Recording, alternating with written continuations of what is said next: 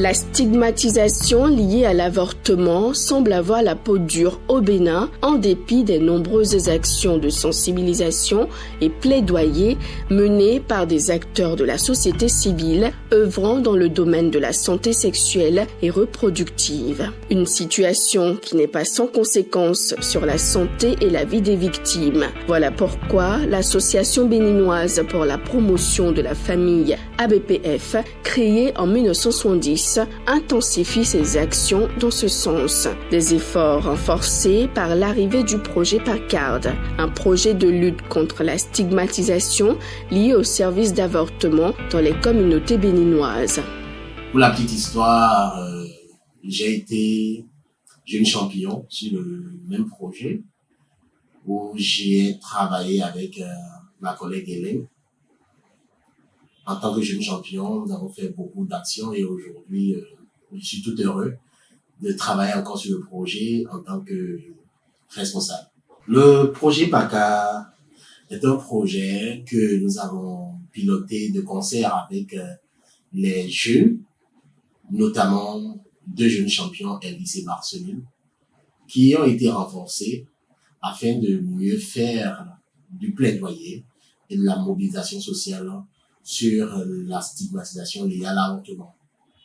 L'objectif, c'était de réduire au maximum la stigmatisation et la discrimination dont sont victimes les populations, notamment les jeunes, lorsqu'ils font recours au service d'avortement. Le projet PACA a démarré depuis 2014 au Bénin et nous avons fait la première phase, la deuxième phase. Actuellement, nous sommes dans la 3e phase qui a démarré depuis l'an 2018. Le projet là avait pour l'intention d'aider la communauté, d'aider les gens à comprendre que l'avortement peut ne pas tuer, mais la stigmatisation peut tuer. Il y a dans notre communauté des filles et des femmes qui n'ont pas accès aux services de la santé sexuelle et reproductive.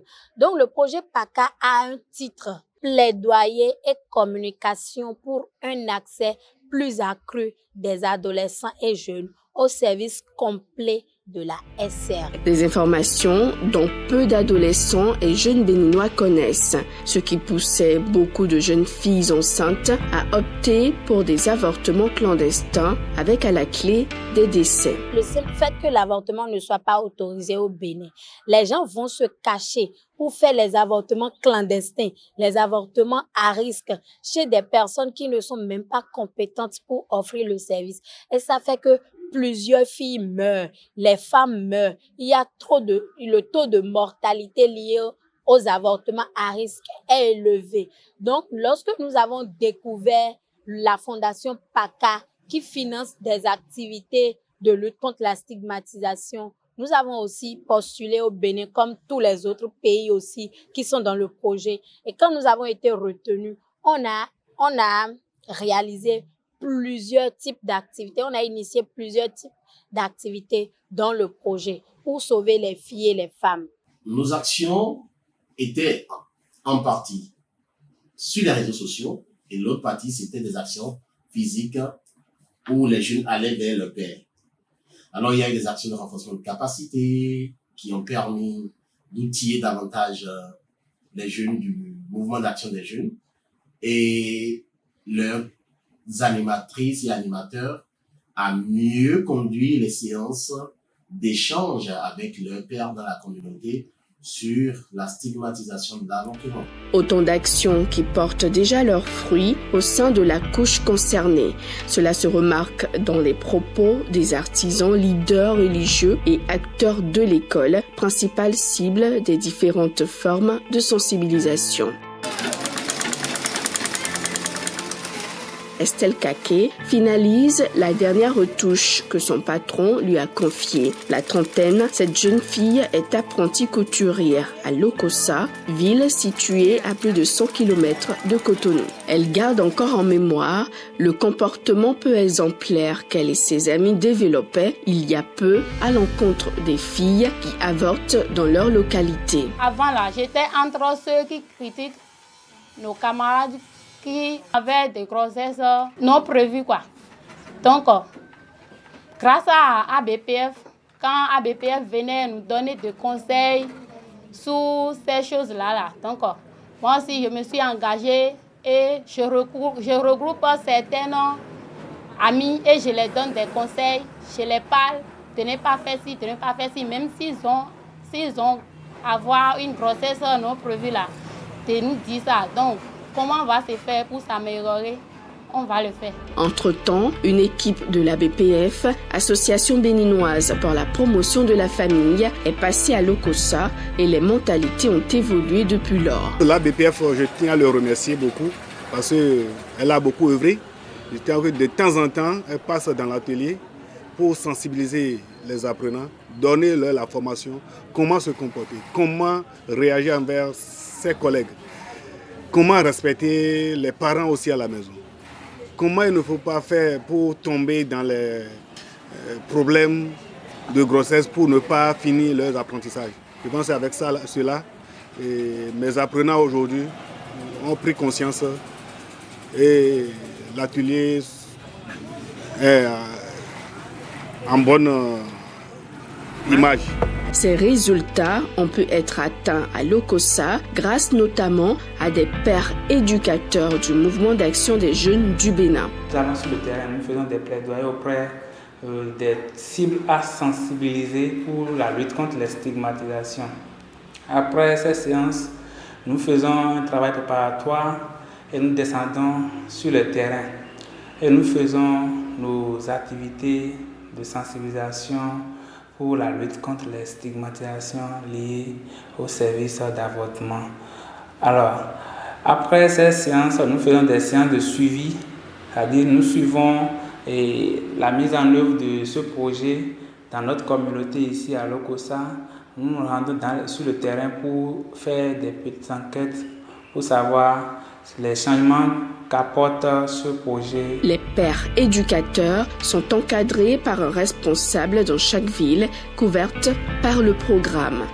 Avec l'arrivée de ce projet, nous avons commencé par la clarification des valeurs près des enseignants et des patrons d'ateliers.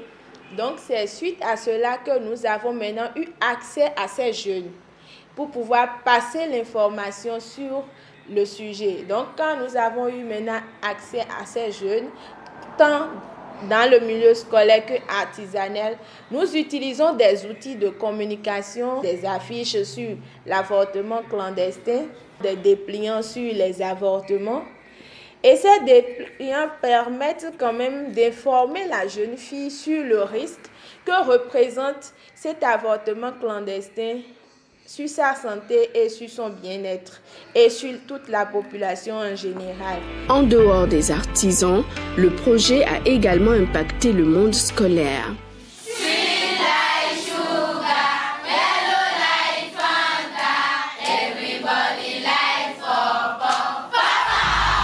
Nous sommes ici dans une classe au collège d'enseignement général Ouanro, à Porto-Novo, la capitale du Bénin. C'est l'un des nombreux établissements scolaires bénéficiaires du projet de lutte contre la stigmatisation lié au service d'avortement. Edith Arwanga y enseigne les SVT. Bon, dans le vieux temps, quand les filles tombent enceintes, elles préfèrent rester à la maison parce que leurs camarades se moquent d'elles. Mais depuis que ce projet est venu, on s'est rapproché des élèves, on leur a expliqué un peu la situation. Depuis lors, de pareilles choses ne se passent plus, elles viennent avec leur grossesse jusqu'à l'accouchement. En dehors de cela, nous avons vu que le taux de grossesse a diminué parce qu'il y a 2 ans, on a enregistré 9 cas, mais l'année passée, on n'en a que 3. Les mêmes sentiments de satisfaction animent les responsables religieux associés également à la sensibilisation. À l'arrivée de vos projets par cas là, ça nous a aidés, ça nous a formés nous, en tant que pasteurs, responsables de l'église d'abord. Et nous, maintenant là, ensemble, on vient dans les ateliers de coiffure, couturière, ateliers de mécanique pour former les jeunes garçons, les jeunes filles, pour pouvoir les conseiller, les parler, pour pouvoir changer leur vie.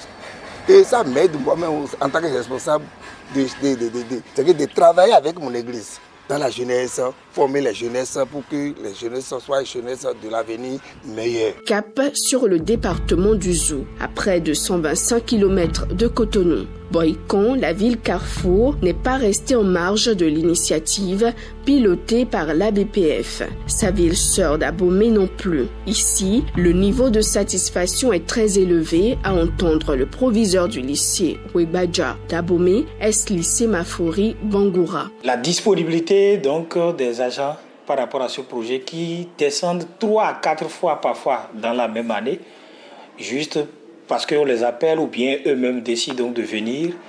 Les sensibilisations faites classe par classe ou bien avec la mobilisation donc des apprenants dans la salle polyvalente du lycée, nous avons remarqué, que nous sommes passés d'une vingtaine de grossesses par an à moins d'une dizaine par an. 2, aujourd'hui, les quelques cas de grossesse que nous avons ne sont plus des grossesses à cacher qui contraignaient autrefois les filles gestantes à rester à la maison parce que craignant la réaction donc de tel ou de tel.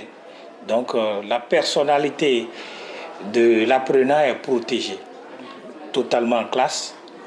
Les professeurs n'en disent pas mot, leurs camarades de classe n'en disent pas mot non plus.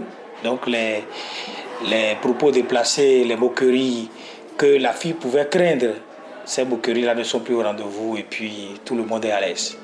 Paris gagnait donc dans le Zou, d'autant même que l'accès plus accru des adolescents et des jeunes aux services complets de santé sexuelle et de la reproduction y est désormais une réalité. La parfaite illustration, c'est le témoignage de cette dame rencontrée à Boycon et qui a requis l'anonymat.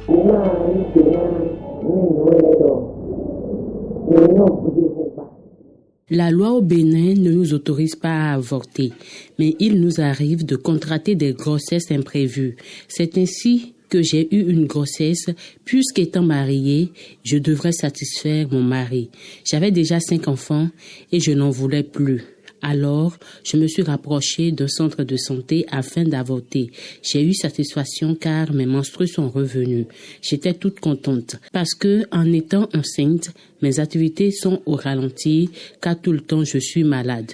Je crois qu'on devrait permettre aux femmes de décider si elles veulent ou non garder une grossesse. En tout cas, j'ai eu satisfaction et on m'a mis sous méthode contraceptive. À l'heure du bilan, les acteurs impliqués dans la mise en œuvre de la phase 3 du projet PACARD se félicitent des résultats obtenus. Il y a encore des défis qui demeurent et qu'il faut relever. Et au nombre de ces défis, je voudrais surtout parler de l'amélioration de l'environnement juridique et politique au niveau national et aussi de l'extension de ce programme à dans d'autres localités, dans d'autres régions. Il faut reconnaître que le leadership de l'ABPF dans ce programme a permis d'intégrer des acquis en termes de stratégie, en termes de résultats, en termes d'activités, d'intégrer ces acquis-là à d'autres programmes de l'association pour que ça continue, pour que les actions puissent continuer dans ce sens-là. Cet appel à une nouvelle phase du projet PACARD est aussi lancé par tous les bénéficiaires répartis dans les 9 régions concernées, à savoir Cotonou, Abomey-Calavi, Porto Novo, Lokossa, Togo, Boycon, Savalou, Parakou et Natitangu. Ils estiment que malgré les nombreuses avancées enregistrées, la lutte contre la stigmatisation de l'avortement reste encore un combat majeur au Bénin.